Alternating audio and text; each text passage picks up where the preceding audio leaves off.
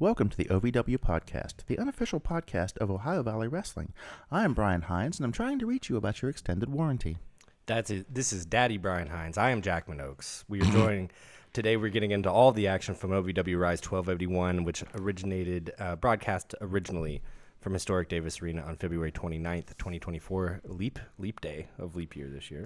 That's true. At my house, it is known as the Grand Dwap McScoogan, but it's a family holiday. We'll get into that some other time. Since we're mentioning that this was a leap day, we did have we wanted to take a moment to celebrate and say congratulations to Tony Gunn's wife and him giving birth this past week. Yes, to a healthy baby girl. To what the OVW faithful have been referring to as Baby Gun. And if I have leap year math right, that means she will be 16 technically when she's 4. Yes, that is correct. Is that okay? Yes. I couldn't remember exactly how leap year worked. Yeah, that's it. We get one of them every 4 years. The same year as the presidential election and the Summer Olympics. It's a big year. Depending on who you ask. Big year for Tony Gunn and his wife. Maybe for the rest of the world, Summer Olympics and an election are an impending doom. But congratulations. That's seriously awesome. Glad to hear. Yes, congratulations. That is a hell of a way to celebrate a leap day. Talk about jumping the gun, eh?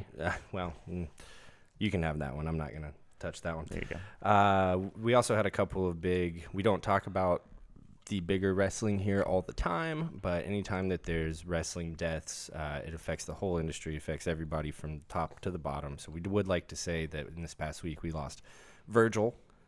Yep. Soul Train Jones. And Ole Anderson.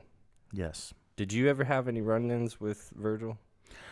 He was at the Cavalcade of Customs one year in Cincinnati, and I didn't make it over there to see him. But I didn't get a chance to talk to him. But yeah, I did see him over there. I had one run-in with him, and God bless Virgil, because really he leaned into that kind of grifter thing towards the end. He was funny, and he was really really funny, and God bless him. He had his gimmick table set up right at the entrance to a GCW show. Nice. And I saw him there, and I said to my friend, we need to go the other way, because what this man does is comes up, takes a picture with you, and then charges you the $20 for it, which is great. I just love how much he kind of leaned into that grifter gimmick there towards the end, man. Setting up his autograph table on Vince McMahon's star on the Walk of Fame, just all kinds of great stories like that with Virgil towards the end, and one of the biggest characters from that explosion, that WWF explosion too. That late '80s, early '90s WWF scene. So that's true. And then Ole Anderson, of course, one of the all-time great bookers in the history of wrestling. Part of the Minnesota Wrecking Crew. Really, is this Arn's brother? No, I thought so for a long time. They are cousins. I was going to say because in kayfabe. Okay. Yeah. Arn and Ollie, if one parent came up with both those names, that they need to be talked to. That's all I was saying. Well, I don't think it would matter now, because if Ole was probably mom's gone. Yeah, yes. they're probably long gone, or too old to understand what you're saying. But this is a guy that kind of really helped to define what the identity of Southern wrestling is. So really easy to say that wrestling wouldn't be the same without him and his impact on it, and that OVW, Southern wrestling at its finest, kind of one of the finer Southern wrestling promotions going on right now, wouldn't be the same that it is without Ole Anderson's impact. So we did want to take a moment to touch on two big deaths in the wrestling industry over this past week. Let's see.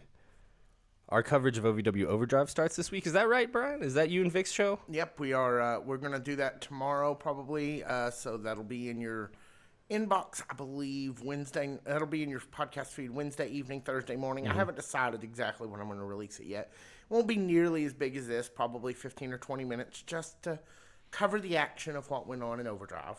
And Overdrive is, we've said this before, but it bears repeating. Overdrive is the new name of what was formerly called the OVW pre-show. Or the dark matches. The dark matches. So, yeah, they still have what they call the pre-show, but it's just they come on for a few minutes before the actual show starts. And they just say, here's what's going on. And, it's just kind of Linda Kay and Josh to the camera this week. Okay. But, so they still have that. But in the Overdrive, which we all saw because we were there, at least Brian and I were there when they opened the doors on Thursday. We were there early. So, yes, and they are starting now at like 6:15. Okay. And they're doing, so they can do a half an hour of matches and still have a few minutes. But they are not, as near as I can tell, they're not being broadcast live at all anymore. They're you have to wait till Tuesday to see those. And this is the show, too, that they are hoping maybe can be a secondary show on broadcast, not just on YouTube. Yes. Right. So call your local cable companies and television providers if you would like to see OVW Overdrive on TV. And Brian, you're a big collectibles guy. You're a big autographs guy. This weekend in Lexington, this has got to be like a big thing for you, right? Something like a Comic-Con being in your backyard. Yeah, if I'm not really careful and selective, because you know how I am with things when we go to OVW. Mm-hmm. I want all the things. I want a picture from everybody. I want all the cool shirts, all that stuff. But, you know, I'm not made of money yet because of the podcast, so I've got to, like, pick and choose a little bit. But this weekend is definitely going to be big, folks, because it is the Lexington City Comic-Con, March 7th through 10th. The OVW is coming to the Comic-Con, and so are we. Yes. Somehow we got credentialed. Yeah, we are. We're a real media group. Yeah, we're journalists, guys. We are journalists. And if you see me out there and I am wearing one of my favorite shirts, my Gonzo Muppet shirt, that means I am a Gonzo journalist. So OVW will have wrestlers and personalities. I'm going to leave you to convention hang floor. with that one, man. You got that one. That's what I thought of when I bought the shirt, was the fact that you had used that term a couple times when you were talking about interviews and things we had done. So there you go. But we will be there this weekend. That's March 7th through 10th. If you're catching up on this retroactively, sorry if you missed it. If you're catching up on this live as it hits your feed, there might still be time. I'm pretty sure there's still time for you guys to attend if you would like to. We will be there. OVW will be there. Tons of great pop culture guests, tons of great wrestling-specific guests. If you're a vendor, bring your best Sailor Moon stuff. Did you see the good news, bad news? No. So the bad news, MJF had to drop out. It's a work. But they have a replacement that I it? would very much love to talk to, because Friday would mark his 38th anniversary debut with WWE. Any idea who that would be? Who would that be? That would be Jake the Snake Roberts. Really? Yes. Wow. One of the like first wrestling personalities I remember from my very limited experience in wrestling in my early life. That's right. So we may be able to catch a word with him, and I honestly don't know how the Comic-Con's going to go, because this is the first for us. I've been, but I've never been in any sort of journalistic or broadcasting capacity. So I'm sure we will have tons of additional random material and maybe a word or two from this person or that person. But it's going to be interesting to see who we might run into. So stay tuned. Yeah, I have no idea what to expect this weekend as we enter the Comic-Con. OVW is going on tour this spring into the summer. I'm sure more dates will be released as time progresses, but the 3 dates that we have right now are Nashville, Tennessee on April 26th, Des Plaines, Illinois on May 31st, and Longport, Indiana on June 1st. I think I will actually be at the Nashville show. I'd take any excuse to go to Nashville. Wrestling is usually the excuse I use, so figure why not. Hopefully we'll have a little bit of special content if I actually am able to go from that weekend. That'll be fun. And then back at Davis Arena every Thursday. March 16th is this month's pay-per-view. Yes, the March Mayhem. Which we have tickets for already. That's what I hear. And if you do not have tickets to any or all OVW events and you'd be interested in attending, you can find your tickets at OVWTIX.com. That's right. So one more thing about events. I did hear a rumor that it looks like SummerSlam may be coming to Columbus. Ohio? Yes. What? Interesting. Which generally, I mean, I know we don't generally talk about that company. Muy interesante. But generally around an event like SummerSlam, isn't there a lot of indie wrestling that kind of goes on the periphery? Yes.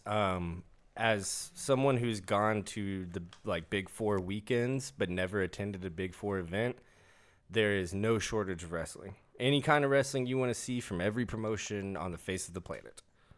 It's a lot of fun. In fact, at the end of Wrestlers, in the TV show Wrestlers, they were at Nashville because SummerSlam was weekend. there. That's right. That's yeah, right. and that was when you see the Ric Flair's last match thing. That Ric Flair's last match was scheduled specifically around SummerSlam weekend. That's where you see Certified Luke Curtis propose to. Yeah, down in Nashville. Yeah, down in Nashville. This will be great for them to go back in a capacity of OVW. Yeah, I'm kind of hoping OVW will go do a show up there around SummerSlam. We'll go up there and cover it. Yeah, Well, if that's the case and SummerSlam is there and we go up to cover it, I got people, and we can go see places. We got to go see like Big Fun Columbus to check out the toy selection, or We're going to be looking at dolls all day, Jackman. hey, that's it's action fine. figures, dick. I've had some of the craziest nights of my entire life in Columbus, and I've only been there once, so I'll go back. I'll go back gladly. Go back anytime. We'll cover all of the action from OVW Rise 1281 right after this. Hey, folks, Tyni Bryan here with you once again for Bluegrass Homefront, and spent my day starting to get my list of things together. We're going to be putting out a big push looking for interesting stories. So go follow us on social media. Go search Bluegrass Homefront on Instagram, on Facebook. So I always tell you to go listen, but this time go follow us on social media. Like I said, go and search it up. We're on your favorite social media platforms. Give us a follow because we're going to be starting looking for interesting subjects for Season 3. And we want to hear from you. We want to know if you know people in and around Kentucky doing interesting things, Kentucky people making music. We just want to know about it all. So go follow us and listen wherever you get your podcasts, or you can find us online at bluegrasshomefront.com. And now back to the podcast. Welcome back to the OVW Podcast. My name is still Jackman Ochs. He is still Daddy Brian Hines. Bout one here, Brian Hines, Big Beef versus Dustin Jackson. Can one thing we skipped in the first act? Can I do it? I saw it. Oh, Brian B. Hines knows what it is. I know exactly what you're talking about. Before we get into this week's coverage, we need to go back and thank Superior Tony Evans for coming to talk with us. Definitely. That was a wonderful Sorry episode, about that. and we did get the hush at the end. We got the payoff, and we got to talk about all kinds of other things in between. And we would just like to say thank you, Superior Tony Evans, for spending time with us. And our next interview is one that I found Brian wildly. has been on pins and needles waiting for this to drop. This has been wild. This was a wildly entertaining interview for me, and I'm not one who sings because I don't like the sound of my voice, and I couldn't carry a tune with a bucket. But I have a duet with A debuting duet with Shalance Royale, who was accompanied by her legal representative, PJ Jones. That was a little bit of a different interview than what we've done in the feed. It was one of my favorite interviews that we've done. It was a hybrid. They were great. They kept us on our toes. Really, really fantastic to sit down and get to kind of know the people that we don't get to see on TV. Yes. Two very different people behind this microphone, behind this table than they are on OVW. But really, really enjoyed getting to sit down with them. That was like one of the... That's the first time I ever got called out for some of the dumb shit I've said on here. And I was terrified. I was Yeah, you were. I was scared. But you know, for me as a journalist, quote unquote, or a host or whatever it is I do over here, that was a really important moment to me. So you can find it on that feed, and I do want to say sincerely, Shalance, thank you for coming in here guns a-blazing, because you made me better at what I do because of you being a great guest. So thank you. I predict that is not the last time you get called out for your... Hell no, it's not. All right, so where were we? About one. We begin the night with the second week in a row we see Dustin Jackman. And Dustin Jackman. He is a good-looking guy. He is a good-looking guy. Yeah, it's easy to get you guys confused. That's Jackman after a day at the festival. Yeah. He's dusting all over. Yeah. My apologies. Dustin Jackson versus Justin Dackman versus Big Beef. And I got to say, Big Beef was fired up. Oh, yeah. He was sweaty. He was wet. It's weird. I didn't mind it. I didn't mind it. It was definitely a character choice. That's all I'm saying. Oh, sure, yeah. You hang out in the mist tent for a little while in Gorilla before you come outside, and you get all. Pretty sure he just dumped a water bottle on himself. I like to paint a different picture and makeup. He tried to do the Triple H thing, but he didn't get the mist. It just kind of went all over. Somebody said something, and he just kind of opened his mouth, and it all just rolled down his chin. Maybe something like that. I don't know. But, I said this last week. Really glad to see Dustin Jackson back. Before he left OVW or went and did whatever it was has been doing. I've seen him a couple of times on some indie stuff around Lexington or around the Lexington area. Really glad to see him slotted back in. He's very, very, very reliable. When he was there before, he was super beloved. So glad to see him get slotted back in. He's a great guy to go against Big Beef here as we're starting to look. It looks like maybe not a feud to dissolve the Destroyers, but let's get these guys over as two singles guys. They don't have to dislike each other. We can put the Destroyers back together at any point. But I'm here for Big Beef singles run. I'm liking what they're doing with Big Zo right now. I think Dustin Jackson was a great guy to bring out what Big Beef does well, and Big Beef takes home the victory here. Mm-hmm. Bout 2, Carson Drake with Ari Alexander versus King Bomani. Yes, this was the big surprise for me at this episode. They advertised this as a surprise. I didn't see it. Yeah, it was on social. They said Wait, they what do had you mean? some. They had advertised a brand new person coming to OVW, Oh, and King Bomani okay. made his OVW debut this week. I was very pleasantly surprised to hear that they announced King Bomani and then see him come through the entrance of OVW. Did you make bologna sandwiches for him in Southern Ohio at some point? No. I don't know. It feels like you just get to know these people a whole lot. And I saw him at a couple of the Spot Monkey shows, but he was at the one show I went to in Norwood with my son about a year ago. I believe it was Ascend Pro Wrestling, and that was a Tim Lutz promotion. And a lot of those people hit the Spot Monkey shows as well. So I had run into him a couple times. I had seen him wrestle. I'd talked to him. Super cool guy. Very intimidating. Very strong competitor. And the first time I saw him, I thought, wow, that guy's huge, and he hits so hard. And I wasn't sure if he was still kind of worked up after the match or whatever, and I was kind of afraid to talk to him because he's a pretty big dude.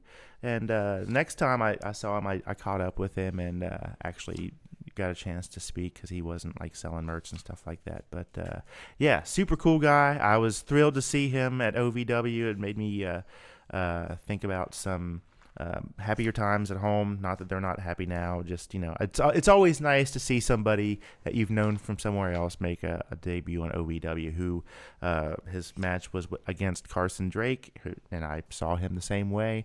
I told you that he was going to end up at OVW sooner or later, but I completely forgot about King Bomani. So welcome to the OVW, King. Well, it starts off here. Carson Drake obviously realizes how intimidating King Bomani is. He offers him money at the very beginning of the match. He puts the newly minted Guitari in between him and King Bomani as he's running around the ring. See, this is exactly what I was afraid of whenever the Carson Drake Alexander when you thing initially made happened. that statement, I thought, what are you talking about? Exactly what I was afraid of. Now I understand. Guitari, Yeah.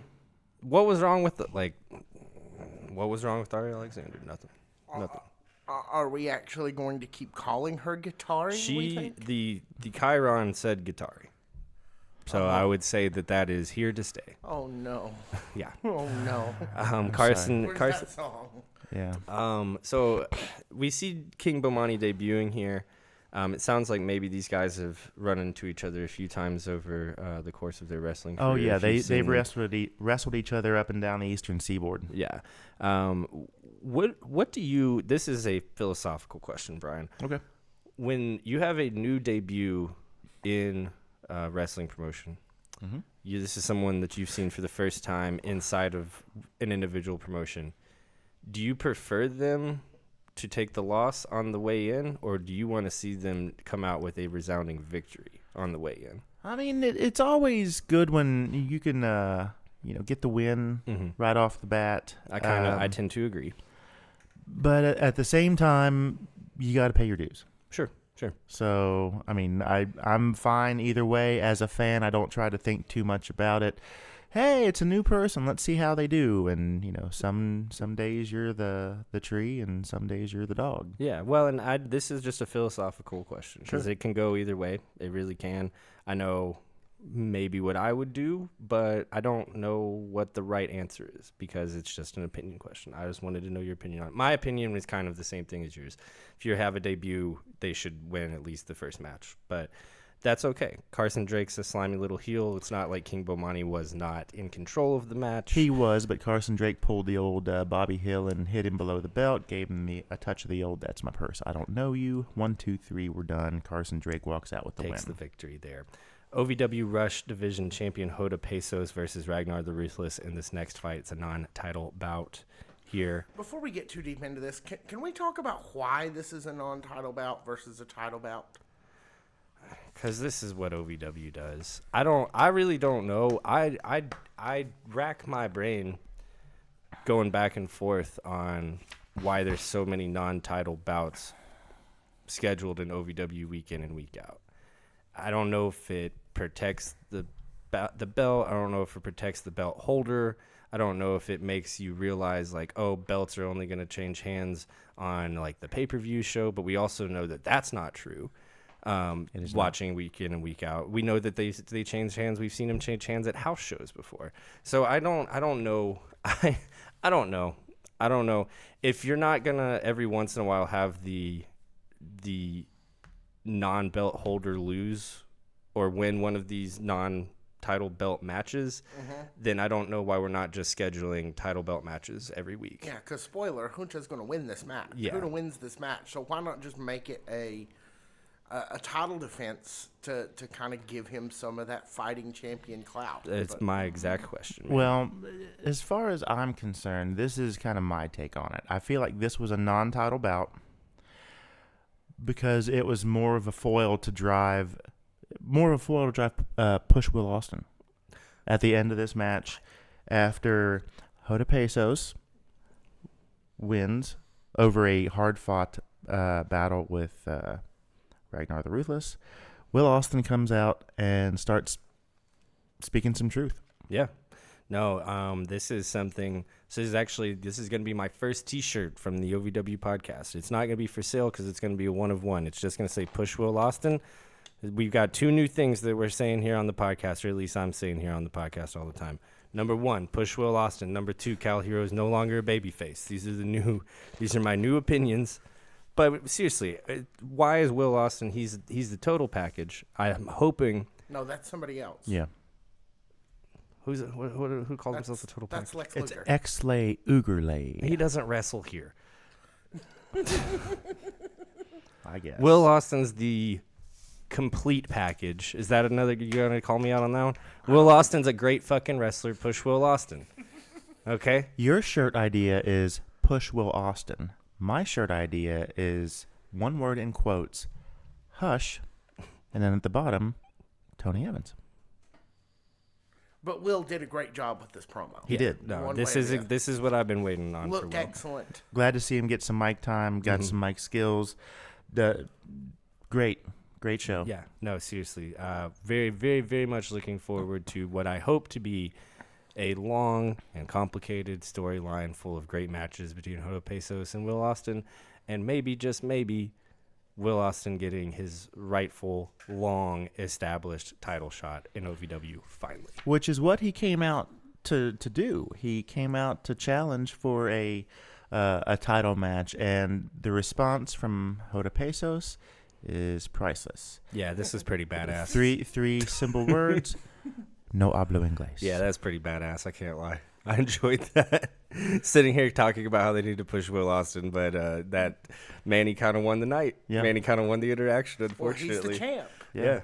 But I can tell you, I saw Will after the event. I'm sure both of you did too, and he was feeling that energy. Big. An hour and a half after this, after the show. Last good two for you, times man. I've got to catch up with Will after an event. Very different energy coming from Will. So hopefully we're able to continue to carry that into the weekly shows. Yeah, Absolutely. Yeah, you can definitely see the difference. The Bad Girls Club in this next sketch basically determine, they say what we've known their philosophy on wrestling to be since their inception. If we don't get caught doing anything bad, then no one will know that we're doing anything bad, right? That's basically what we're getting at here. Yep. We come back with another sketch. Certified Luke Curtis appears and recaps his career from his Rush Division championships, his tag runs, his near win for the NWA Heavyweight Championship against EC3, and now it looks like he's calling out Jack Vaughn. The veteran. The veteran Jack Vaughn, the OVW Heavyweight Champion Jack Vaughn. Yeah. Except Tony Gunn wants to call him out too. Well, of course. Tony Gunn still feels like he's very much in The best there is? Well, just ask his song. Yeah. He still feels like he's very much in this title shot, this title conversation. I'm not going to tell him he's wrong because I don't necessarily think he's wrong. But I think that I would like to see what Luke and Jack can do. And I want a little bit more time after that Tony Gunn and Jack Vaughn match from a few weeks ago to just let that match simmer just a little bit more because it was really, really, really tremendously good. Yeah. Also, I kind of got to ask, where did Real One go? What happened to him? He maybe got a better offer somewhere else. Sure. Or something. Who knows? Who cares? There's a lot of... Or he's probably at the Supreme Outlet store. You guys know how I feel about Real. I'm not a fan of that dude. I don't know, man. You hate her? I don't hate her. He's fine. you I don't hate her? I don't Huh? hate anybody, but it's fine. His weird little dance and his mismatch, his Ronald McDonald get up. I've seen you out there trying to do that dance, man. It was a little chilly before the show on Thursday, and I was trying.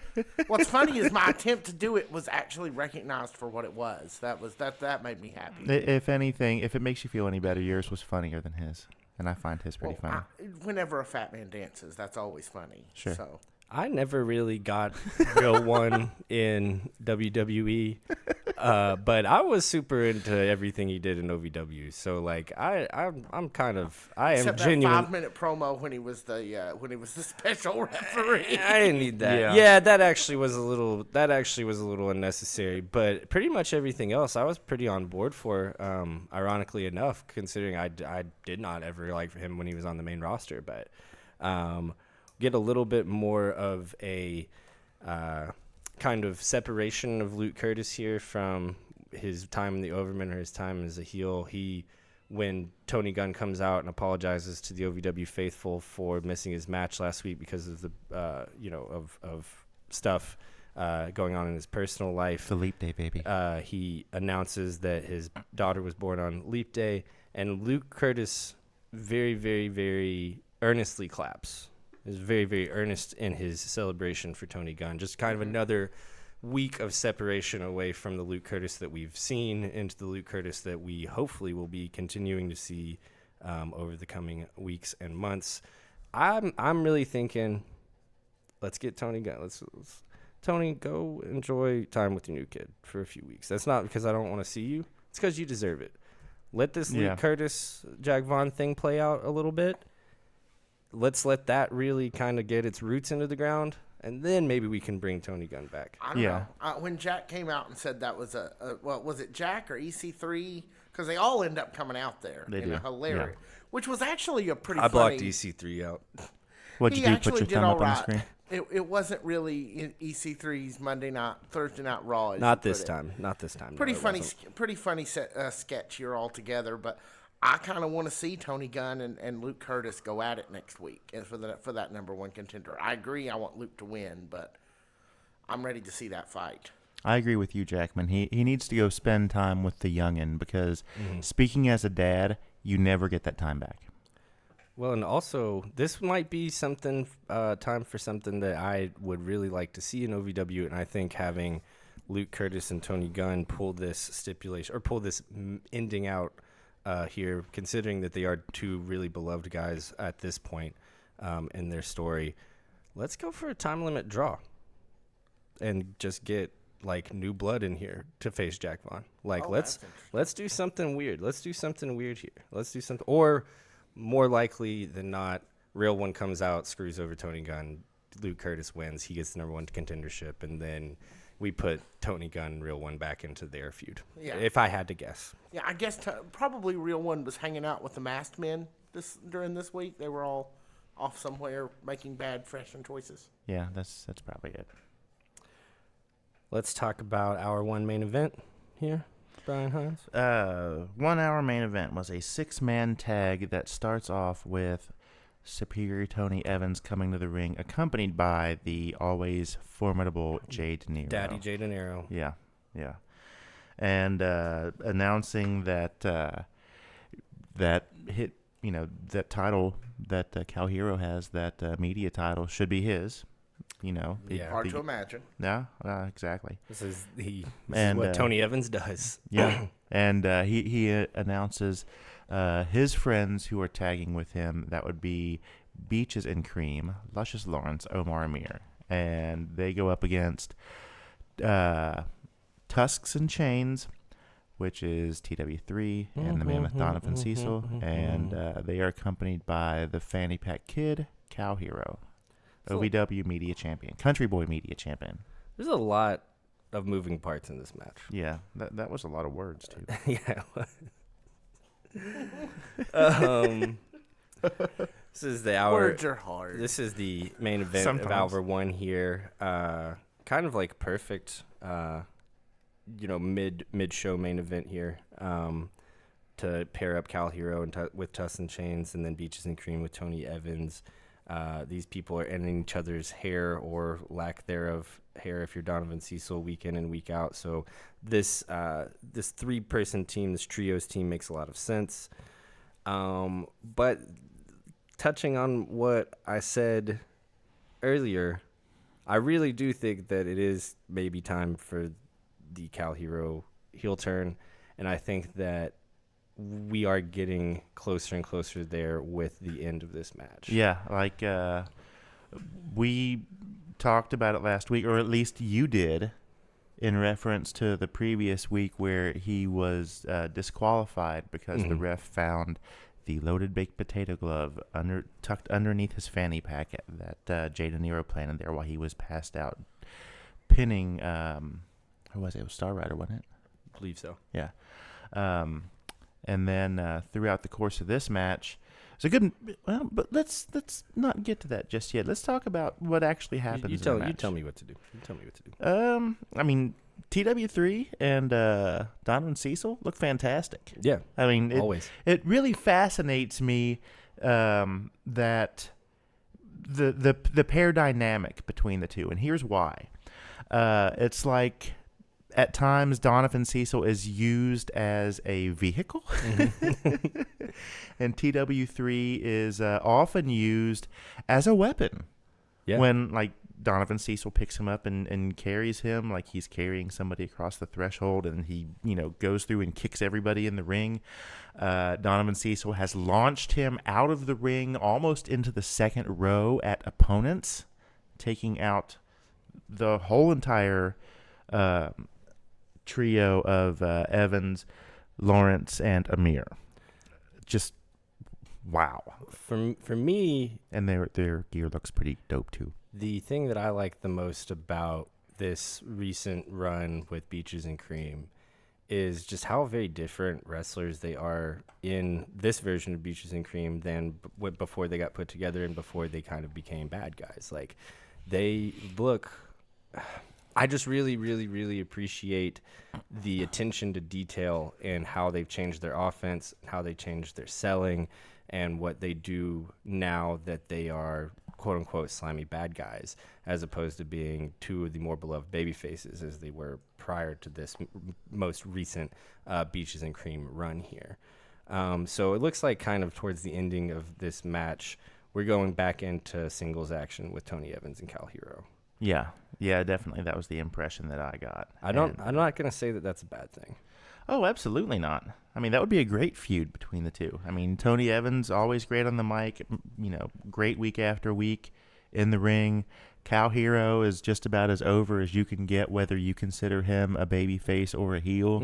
And he's got the gold. So that would, be a setup for a great feud between the two with, could be like some marathon matches or, who knows what all. There's limitless potential. If they are turning Cal Hero into a heel, and it kind of seems like it's hard to deny that. If they're turning Cal Hero into a heel and they're turning Tony Evans into a babyface, the only thing that I wish was still associated with this angle is Mick Foley. I kind of want Mick Foley to give him the A still.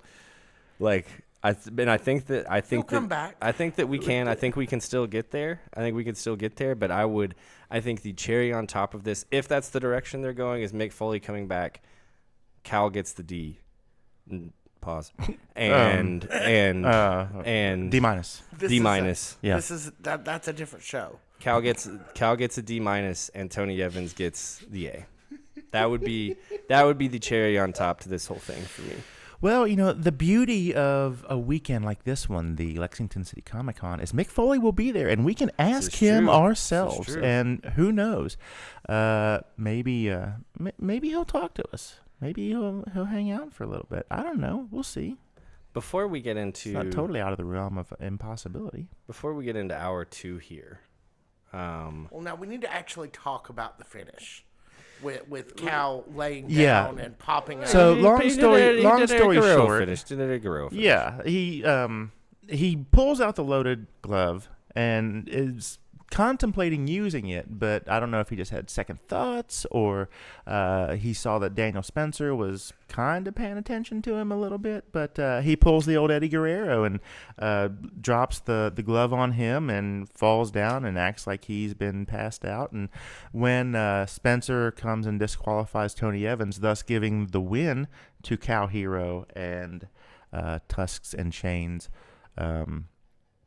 every time he turns and is talking and looking at Superior Tony Evans, he gets up and mocks him and laughs at him. And then every time that Daniel Spencer turns around, he is passed out yet again. So that was a hilarious and wonderful end to that match. And good job to Cal Hero to reference the great one, Eddie Guerrero. He's just getting aggressive and bratty is what's happening. Cal Hero's getting aggressive and bratty. Hey, tomato, man. You saw one thing, I saw another thing. And if we agreed all the time, then this wouldn't be a fun show. Wouldn't be no reason for us to be here. Listen to the first few weeks of this podcast if you just want to hear two people agree with each other all the time. Same. Yeah. I agree with that. Same. I do too. I agree. I did want to touch on, because we saw the Sophia Rose thing, I guess basically giving a little bit about her life story, her medical history. They must have shown this thing like 4 times, right? It apparently is just in the stack of commercials for right now. And that's not like... That's serious business. Yeah, seriously. And like I could be so flippant and like semi-disrespectful on the show. This is not me trying to be that at all. But it is clear we need to be paying attention to Sophia Rose. Yes. Like, we are supposed to really... she's impossible not to like. Like, she's great, and now we know more about her personal life and, her medical history. And it wasn't like she wasn't automatically likable, automatically very charismatic whenever she came through the curtain. Yeah, she Easy to watch on television. But whenever you couple her kind of natural charisma with this very personal backstory, it is clear as a fan... we need to be paying attention to Sophia Rose. We most certainly do. It would be great to see. It's America's Sweethearts, right? And that's was kind of my next question. Okay. Lady Bird wasn't there this week. That's true. So the Sophia Rose promo was featured very, very, very prominently. Yeah. As we'll get on to later, she's featured in a match, but not with Lady Bird. Seems like they were gaining a lot of momentum with that tag team. Are they gonna? Is this like we're gonna take Sophia Rose over this as a tag team, or I guess I'm just curious. I don't What know. do you think? What do you They think? had a good run about 3 weeks in a row, 3 or 4, where they came out with the win every time. I mean, they came to the ring looking great. They worked hard and worked well together as a team. Yeah. And they premiered that Sophia Rose commercial the last night Mick Foley was there. Yeah, it had been going We had on those for website tickets. it had been going on for a while, but for some reason it just seemed very, very prominent on this show. Yeah. It certainly did. Yes, I agree. I feel like the America's Sweethearts had a lot of good things going for them, and I hope that this isn't.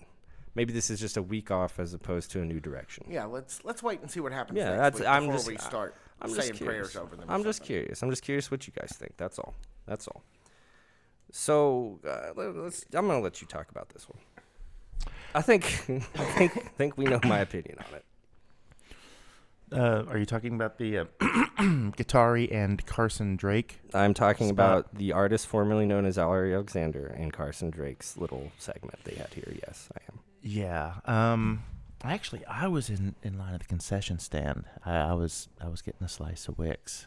So I didn't actually get to see this whole thing, but I heard it go down, and I saw the aftermath, and was like, oh, I was God. floating about 6 feet above my head, dissociating so that I didn't lose my mind when Schlance Royale, who I love and have talked about how much I like on this podcast, and I've talked about how much I like Ari Alexander on this podcast, and I've talked about how I want something different for them, and they got something different.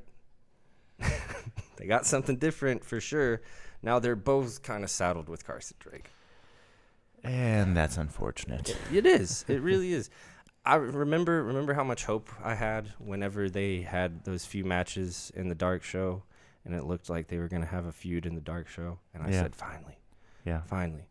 And fast forward a few weeks later, I am so glad they are both on TV. Yeah, absolutely. I am so glad they're both getting an opportunity to be inside of the wrestling industry. I'm so glad they're part of OVW. This is not what I would have ever wanted for them, not what I want for them now, not what I would have done with them.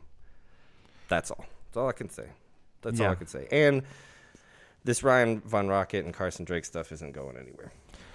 It's just not. No, I understand the idea behind it and the sentiment behind it, but no, man, you're no Andy Kaufman, you're no Honky Tonk Man, you're no $1 Million Man. You're Carson Drake, and this ain't working.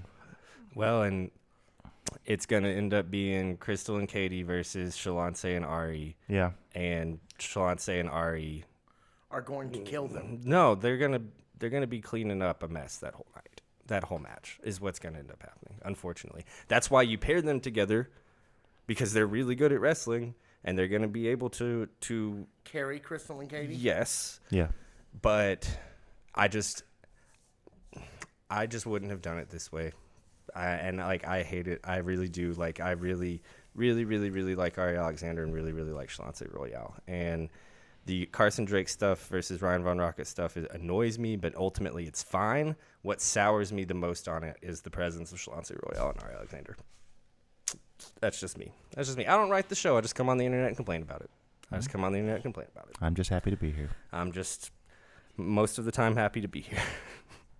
8-woman tag up next with the Bad Girls Club versus Riley Matthews, Sophia Rose, TT, and Freya the Slayer. Wait. We didn't finish what happened in the Carson Drake part. I'm finished with it. Okay, that's fair. So Carson Drake is out there with Ari Alexander and Schlance Royale, and of course, in response to that, Ryan Von Rocket with the Rockettes comes out, and of course they've stolen Jeff Jarrett's gig. They've got the baby powder guitar. Ryan Von Rocket takes it and is going to try to get revenge on Carson Drake for hitting him the previous week, and he accidentally hits Crystal instead, and that results in at the time, what looked to be a super kind of serious situation. I hope everything worked out all right. I hope everything is okay, and that wasn't like some kind of disastrous thing. Anyway. Yeah, I mean, I can't take a guitar shot to the head.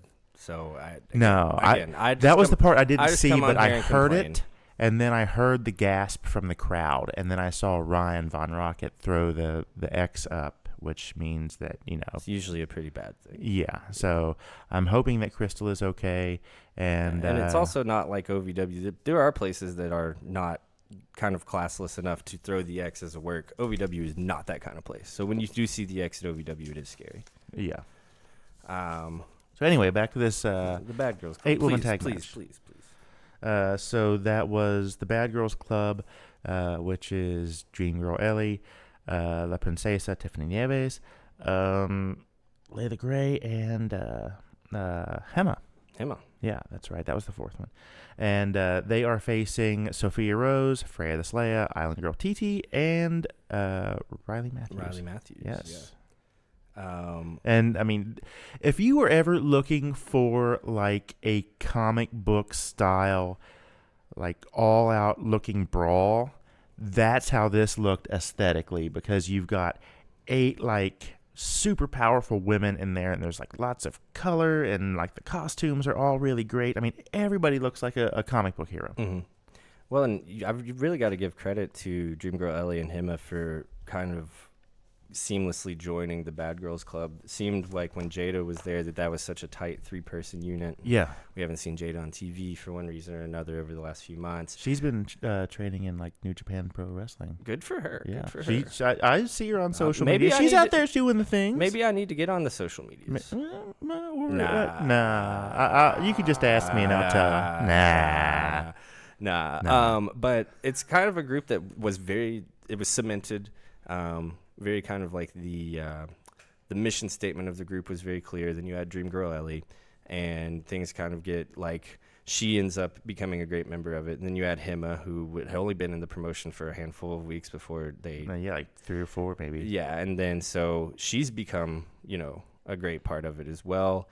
Just really, really happy that the Bad Girls Club, even though it's gone through changes, is still there and still kind of like a dominant force inside of the women's division here at OVW. I just wish that there was something, and I kind of thought that Sophia Rose and Lady Bird were this. I wish that there was something on the other end that was as unified. What do you mean? Like teams? Yeah, like a team, like or a faction. A faction, a fraction of a faction. Just something that was so clearly as unified on the babyface side as the Bad Girls Club is on the heel side. Oh, okay, I got it. Does that make sense? The Good Ladies Union. Yeah, the Good Ladies Union. Yeah, the daughters of the American Revolution, not the daughters of the Confederacy, if you will. Yes. Good Ladies Union. That would be GLU, GLU, and I don't know whether that would work. But one of the things I noticed during the sketch earlier with the Bad Girls Club is the way they talked about we're the best.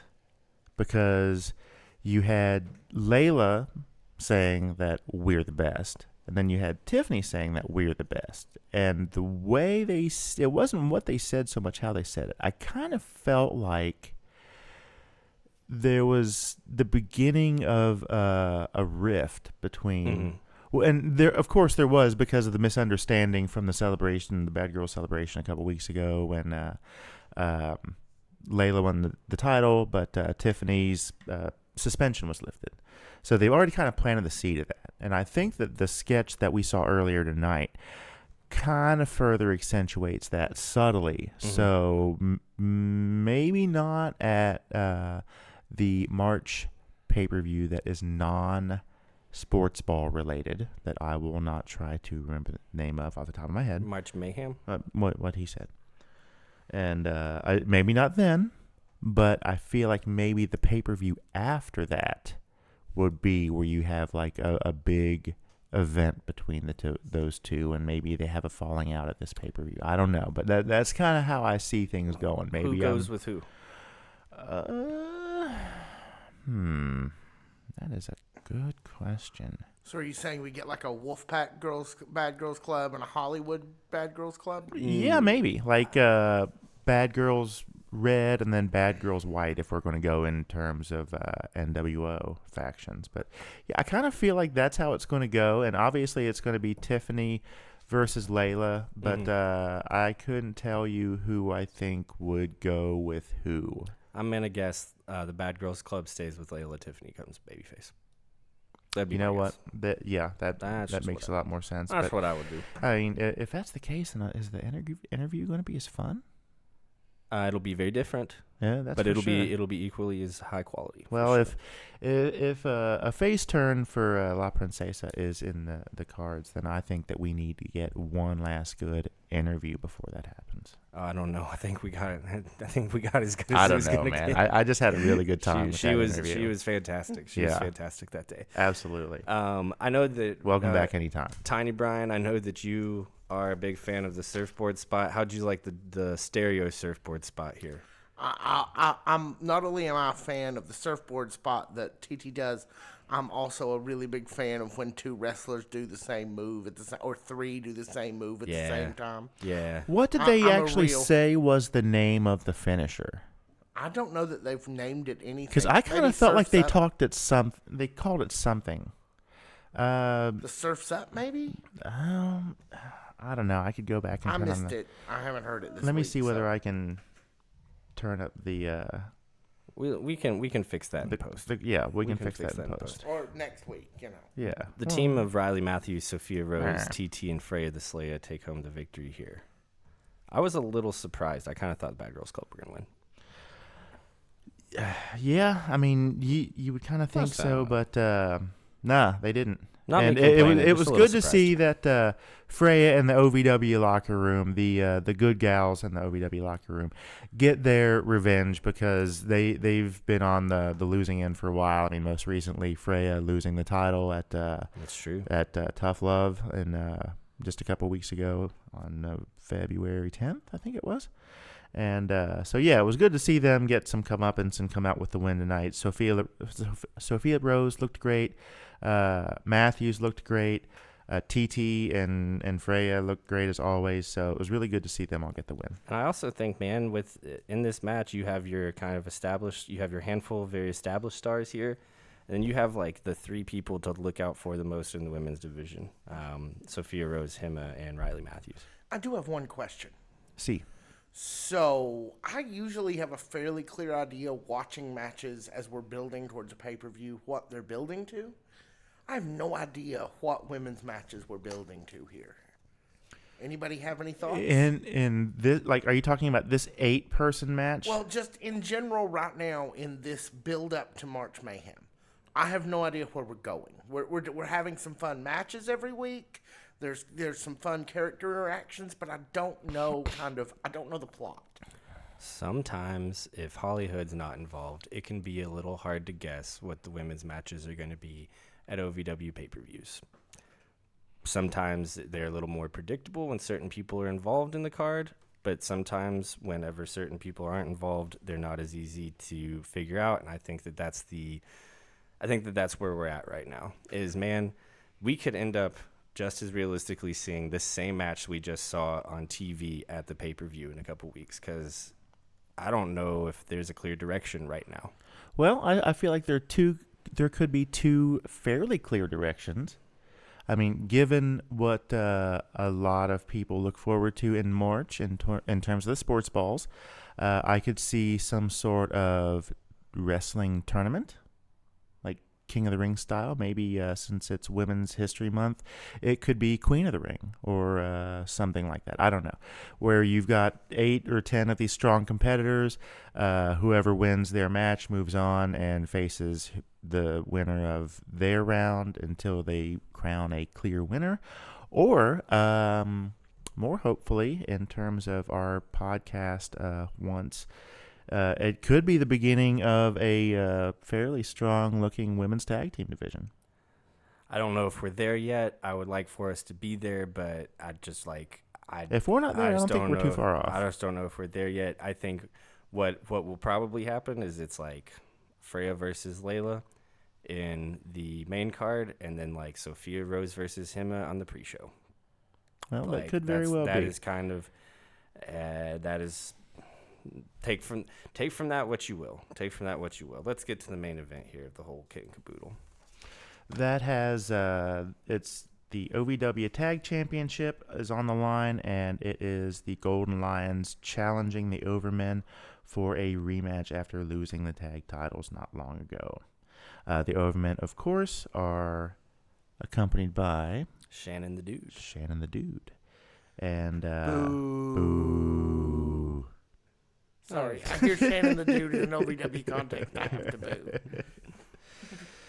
Yeah. I had fun with this match because I actually had a Sharpie on me. And while this match was on, I drew a little face on my thumb. And I played Adam Revolver watching the match with Adam Revolver. And when he was outside the ring, he walked right by me, and I stuck my thumb right up. So it was like looking in a mirror, man. He might have just thought you were doing a good job. It could be. But my thumb looked angry that night, and I think I have pictures, and maybe I'll post them on Facebook. But there really is nothing you like better than creating an effigy of Adam Revolver. Oh, I love it. I love it. I think it's hilarious. But I've got way too much time and a Sharpie on my hands. There's a little bit of a stipulation heading into this match, right? If the the Golden Lions lost against the Overmen here tonight, they could no longer challenge for the tag team belts as long as the Overmen held the belts. Yes, that is correct. I think this is an important thing on the outset here to acknowledge. Foreshadowing. Considering, right, the ending of the match. Yes, it was a good match. Lots of back and forth. Strong showing from the Golden Lions. Equally strong showing from the Human Thumb and Skinny Joe. The Overmen made the Golden Lions look great. Yeah, no doubt about it. Yeah, they both teams looked great. It was a great match. Shannon, not so much. You don't think his jacket looks good? Okay, that one in particular, yeah, but I don't know. What do you think here? Because so Beaches and Cream interfered. This leads to the Overmen retaining. This means that the Golden Lions can never challenge the Overmen ever again for the tag team championships. What's next here at the end of this match for the Golden Lions, do you think? They'll wrestle somebody else for a week, and Beaches and Cream will win the titles from the Overmen, and then there will be a three-way tag battle for the tag champs. Again, okay, so the Overmen versus Beaches and Cream versus the Golden Lions. Yeah, this version of the Overmen. Yeah, would not be surprised if that was the tag match situation at the pay-per-view. I kind of like it because you have behind the desk here. We're in favor. Yeah, Right. You have the Golden Lions. Kind of that eliminates one of my biggest problems with them is that they would be legitimately fighting from underneath here. I've never really thought of them as a team that's ever fought from underneath, but against a triple threat match against two other teams that they hate and that hate them, yeah, I kind of think you're onto something, Brian. That's what I think ought to happen. I kind of like it. Yeah, I think this Thursday they ought to come out and they'll go ahead and re-show this angle. It'll either be in the Wix Pizza spot or the toughest thing of the night from Gorilla Bob's or whatever. Yeah. One of those, and then Golden Lions are going to come to the ring and either do the face thing and say that's it, we can't challenge for the tag titles anymore, and then they have a match with Beaches and Cream because Beaches and Cream comes out and they're like, ha ha ha, we got you guys disqualified or whatever by spearing the Overmen, thus getting the Golden Lions disqualified, in case we hadn't already said that in the midst of our excited ramblings. But that's what I think the next logical step in this story would be. I like where your head's at a lot there. Cool. I would not mind seeing that. I think based on what I've been told about OVW, I think the next step, as a viewer, what I've been told about OVW, I think the next step is a street fight. Or some sort of big stipulation blow off between the Golden Lions and Beaches and Cream. I'm hoping it's not the Chained Chaos. I little too soon. I'm hoping let's bring out trash cans full of kendo sticks and stuff. Or bees. Trash cans full of bees. How do you get bees in a trash can? I'm not an apiary. I'm gonna leave that up to you. I'm Bee Hines, but I'm not a beekeeper. But let's get a dog collar. Like there's that great double dog collar from last year. Yeah. Could be a great stipulation to bring into this. A double dog collar in Ring of Honor last year, I guess I should clarify. But there's a lot of stipulations that could be added onto this. Yeah, And yeah. I think a big like 4-person just like brawl would be a lot of fun Or a Beaches and 6-person. Yeah. I think if it's a title match, I think your idea is appropriate. I think if we are truly removing Golden Lions from the title scene until there's a proper change of hands, I see. I think that it should be a two-person match. All right. Two-team match, I guess. That's an A-hole and B conversation, and they'll see their way out of it.